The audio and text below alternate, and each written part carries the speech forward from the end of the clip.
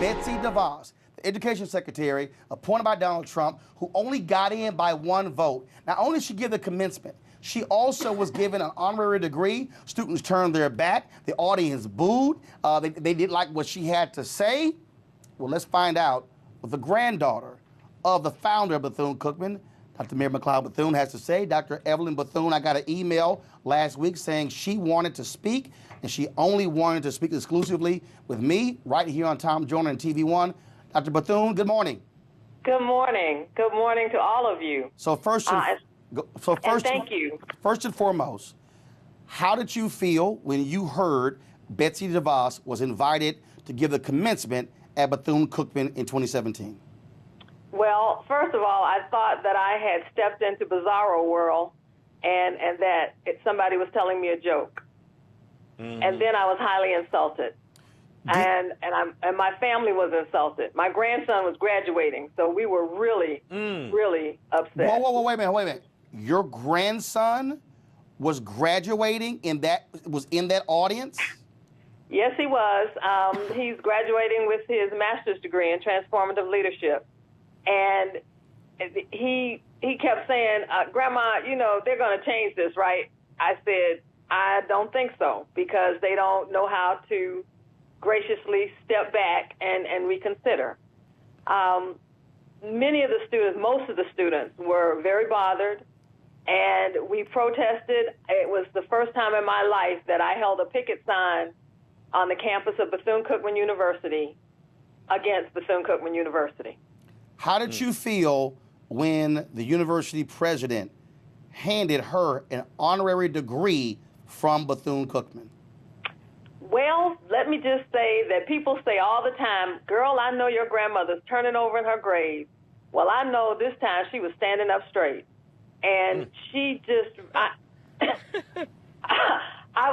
just was awestruck. I said, this cannot be possible. It cannot be happening at Bethune-Cookman, founded in what we're founded in. I just could not believe, because there were so many other venues that we could have utilized if we wanted to bring her to campus. Have you had a conversation with University President Edison Jackson or the chair of the board? Have they said anything to you or the family? Of course not. And they didn't, because they very seldom talk to us about anything. You're not on the board? Oh, no. This is a board that has very little transparency, and we are concerned as alumni, not just as family, but as alumni. And we are looking at not just the Betsy DeVos issue, but a level of relationship and transparency that Bethune-Cookman is moving away from.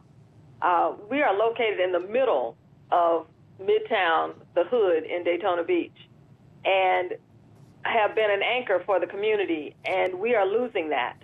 So there are a lot of things that are concerning us, not just Betsy DeVos. She's like the tip of the iceberg right now. What was your chief opposition to Betsy DeVos speaking at the commencement? I believe that the opposition came, and it wasn't, and people are saying, well, she was a white woman. I said, no, we've had other cultures speak. It wasn't about her ethnicity, her race. It was about her platform. And the fact that she has no credentials that qualify her for the position that she's holding currently at the national level, and no credentials that qualify her for an honorary doctorate. I think it was insulting to give her an honorary doctorate. Sybil? Based on what her background is and what her knowledge base is. Doctor, there were rumors that there was a large donation that was made in exchange for Betsy DeVos's appearance and speaking at the school last week. Do you know if there's any foundation to that? There are a lot of rumors, and the number changes depending on who you're talking with. I'm told that she left Daytona and went to Orlando and said that even if the national budget didn't have money for Bethune-Cookman, that she and her family would personally make a donation. Well, you know, all that's well and good, but you can sell your soul to the devil and end up in hell.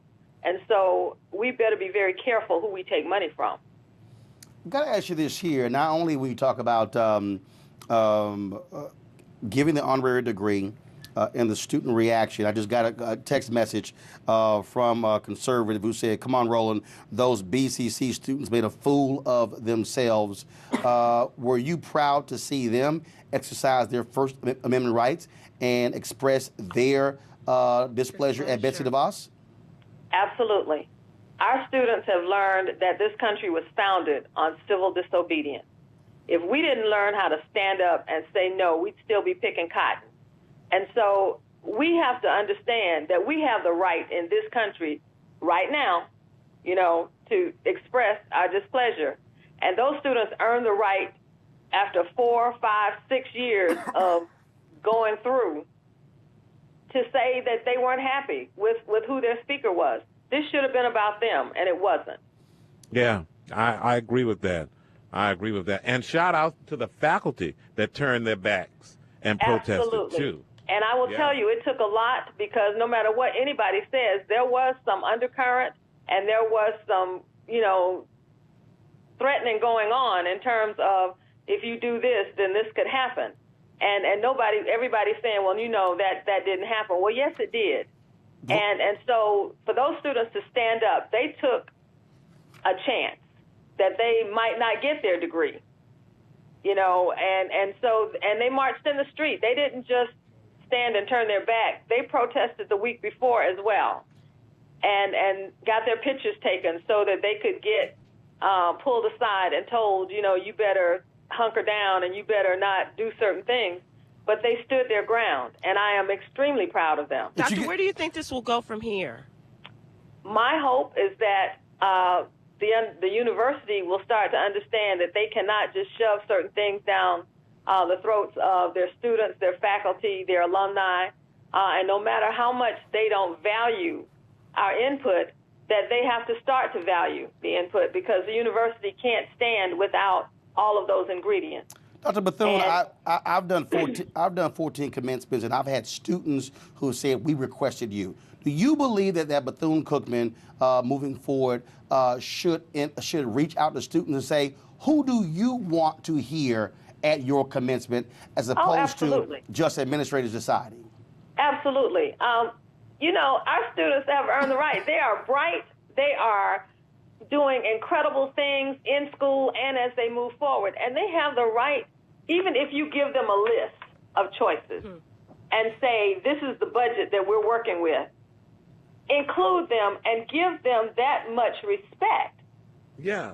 To feel like you produced a quality product that has enough sense to know who they want to hear talk to them. Was Donna Brazile scheduled to speak? Donna Brazile spoke last year. And we would have loved to have had her back. She was fabulous. Okay, it was last year. And she's been one of my sheroes for a long time. I was truly honored and wish that she could have been back for the second time. I know you got to chuckle when they see it. If y'all don't act right, we're going to mail you your degrees.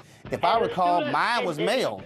Do you know what the students said? They said, mail it. And they turned around and booed some more. That's great. That's great. Hey, thank you for being here, Evelyn. I want to shout out to the Posh firm and thank them for getting me on the air with you. And thank you, Roland, you've been to Bethune-Cookman. Yes, I have. And we want you to come back. Well, tell them you have to come back and stand on the sidewalk with me. Tell them I'll come back and do commencement. I'll turn it out. We'll all stand on the sidewalk with you, Doctor. God bless you, Sybil. I'm looking forward to hearing from all of you. We have a book out, so we want to get in your book club, too. You got it. All right, Dr. Evelyn Bethune, granddaughter of Bethune-Cookman founder, Dr. Mary McLeod Bethune. Thanks a lot. We appreciate it. A peaceful protest turned deadly. 37-year-old black man was shot and killed by Baton Rouge police. His hands are in the air, and you still get shot by the cops. Oh, my God, please don't tell me he's dead. We're not going to let hate define us. Race is a big part of this. If truly all lives matter, then all lives need to matter equally. What we require is action. What we require is accountability. We understand that black lives do matter, and we will keep focused on this issue. NewsOne Now, every weekday morning at 7 on TV1.